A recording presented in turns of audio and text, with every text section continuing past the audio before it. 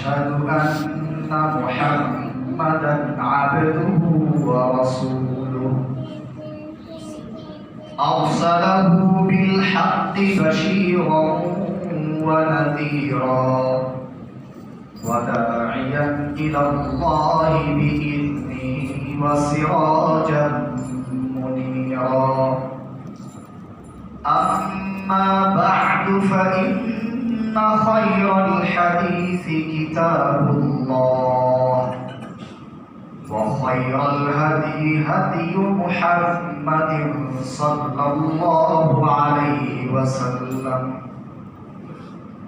وشر الأمور محدثاتها وكل محدثة بدعة وكل بدعة ضلالة وكل ضلالة في النار.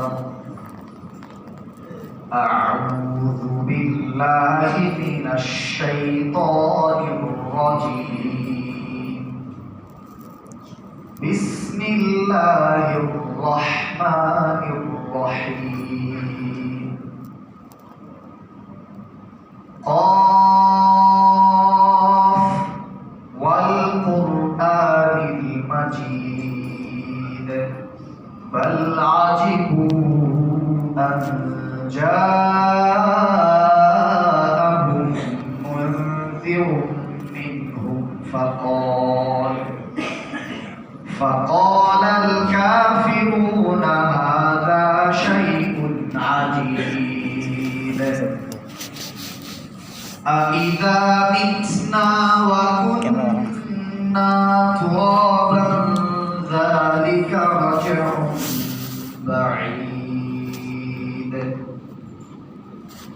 قد علمنا ما تنقص الأرض منهم وعندنا كتاب حفيظ بل كذبوا بالحق لما جاءهم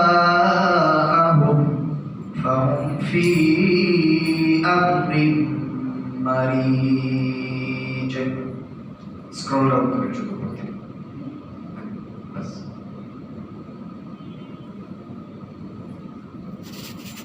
وقال تعالى في كلامه المجيد وفرقانه الحميد أعوذ بالله من الشيطان الرجيم.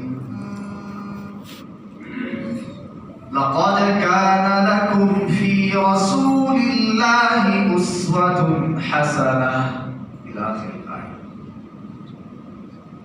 وقال تعالى إنك لعلى خلق عظيم.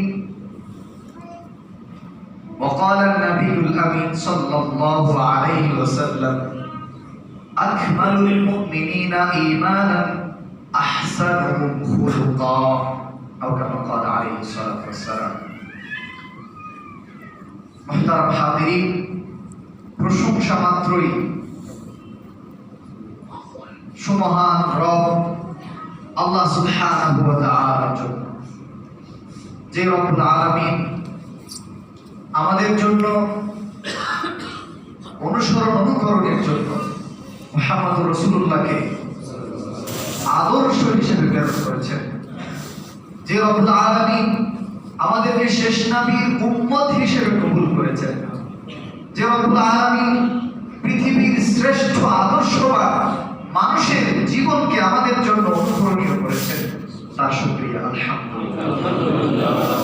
অসংখ্য গণিত দরুদ ও শান্তি বর্ষিত হোক মুহাম্মদুর রাসূলুল্লাহ সাল্লাল্লাহু আলাইহি ওয়াসাল্লাম, যিনি আমাদের জন্য রোল মডেল, যার চরিত্র কালিমা মুক্ত, যার গোটা জীবনটাই আমাদের জন্য আদর্শ, যাকে আল্লাহ রাব্বুল আলামিন সমস্ত ভুল থেকে মুক্ত করে রেখেছেন।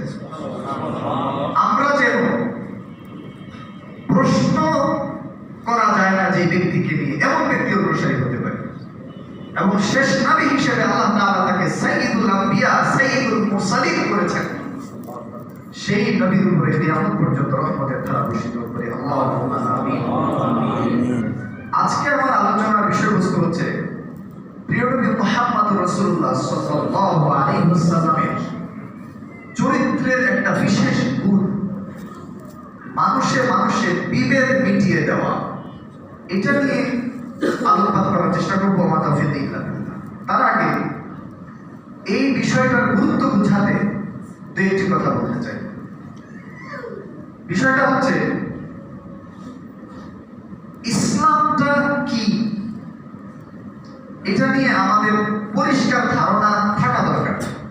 অনেকের থিওরিটিক্যাল জ্ঞানটা থাকা সত্ত্বেও প্র্যাকটিক্যাল লাইফে আমাদের চলাফেরা কাজকর্ম সেটাকে রিফ্লেক্ট করে না।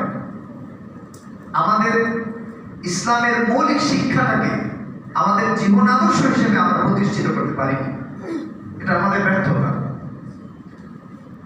ইসলামটা আমাদের মধ্যে যেটাতে সীমাবদ্ধ সেটা হচ্ছে কোন একজন মানুষ 5 ওয়াক্ত সালাত আদায় করে, 5 ওয়াক্ত সালাত আদায় করে, মসজিদেই পড়ে ধরে, মোটামুটি দাড়িও আছে, টুপিও আছে। আমিও তাদের বাইরে না, আমি নিজের অনেক ভুল ত্রুটি সম্পর্কে জানি। সাহিবুল বাইতি আদরা বিমা ফিহি, প্রত্যেকটা লোক ভালো জানে তার ভিতরে কি আছে, প্রত্যেকটা ঘরের মালিক ভালো জানে তার ঘরের ভিতরে কোথায় কি আছে। আমরা সবাই কম বেশি এটার শিকার, কারণ সমাজ আমাদেরকে এর গণ্ডি থেকে বেরোতে দেয় না। ইসলামটা হয়ে গিয়েছে কেউ যদি দাড়ি রাখে আলহামদুলিল্লাহ, সবগুলো ভালো কাজ, ইবাদত। দাড়ি রেখেছে, টুপি নিয়েছে, ঢিলে ডালা জামা পোশাক, টাকনার উপরে কাপড়, 5 ওয়াক্ত সালাত, রমাদানের সিয়াম, টাকা হলে হজ, অর্থ থাকলে যাকাত, সব আছে, সবই আছে ভাই। মৌলিক ইবাদত গুলো আছে। সে মুসলিম সন্দেহ নেই, কিন্তু কেমন মুসলিম? সে মানুষ ঠকায়, সে নিজের বোনের সম্পদ আত্মসাৎ করে, সে নিজের ভাইকে ঠকায়, দামি জায়গাটা নিয়ে ভাইকে দিয়েছে সেই বিলের মধ্যে, নর্দমার মধ্যে, একটা গর্তের মধ্যে একটা জায়গা, তার মধ্যে কোনো ইনসাফ নাই।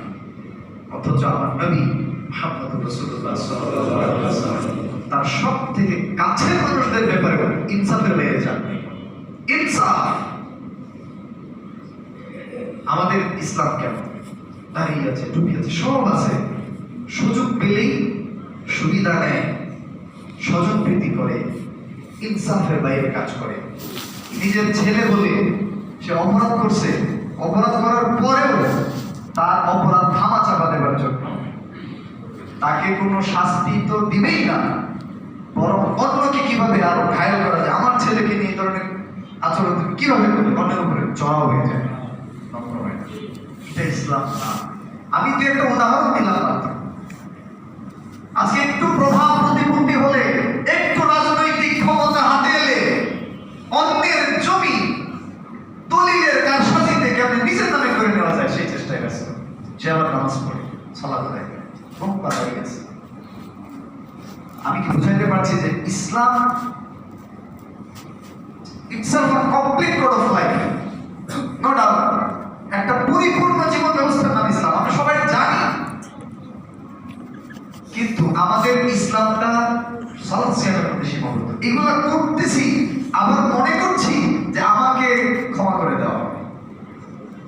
আমি তো নামাজি মানুষ, আমি তো ওর থেকে ভালো, আমি ওর থেকে ভালো এই জন্য ওর উপরে জুলুম করতে পারবো, ওর হক নষ্ট করতে পারবো? কখনো পারবো না। এই দিক থেকে আমরা চরিত্রবান মুসলমান হতে পারি না, এই জায়গাটাই সমস্যা। অথচ আল্লাহ রাসূল সাল্লাল্লাহু আলাইহি ওয়াসাল্লাম শুধু সালাত সিয়াম শিখাতে আসেন নাই, রাসূলুল্লাহ সাল্লাল্লাহু আলাইহি ওয়াসাল্লাম শুধু হজ যাকাত শিখাতে আসেন নাই, জিকির আজকার কুরআন তিলাওয়াত শুধুমাত্র শিখাতে আসেন নাই। এগুলো ইসলামের মৌলিক আমল, মৌলিক ইবাদত, সন্দেহ নাই, কিন্তু এইগুলো শিখাতেই আমাদের নবী আসেন নাই। কেন এসেছেন? তিনি নিজেই বলছেন, বুইতু লিউতাম্মিমা মাকারিমাল আখলাক। আমি নবী এই উম্মতের কাছে প্রেরিত হয়েছি এই জাহেলি সমাজে কুসংস্কারে আচ্ছাদিত ডুবন্ত একটা ভয়ঙ্কর খারাপ জাতিকে চারিত্রিক গুণাবলীর পূর্ণতা দিতে আমি প্রেরিত হয়েছি। To correct the people. মানুষের যত ভুল ত্রুটি আছে এগুলোকে কারেক্ট করার জন্য তিনি এসেছেন। দলে দলে বিভক্তি, মারামারি, হানাহানি, গীবত, একে অপরের উপরে জুলুম করা, অবিচার করা, সমাজে ইসলাম ইনসাফকে ভুলুণ্ঠিত করা, ইনসাফ নামে কোনো কিছুই নাই। এই জিনিসগুলোকে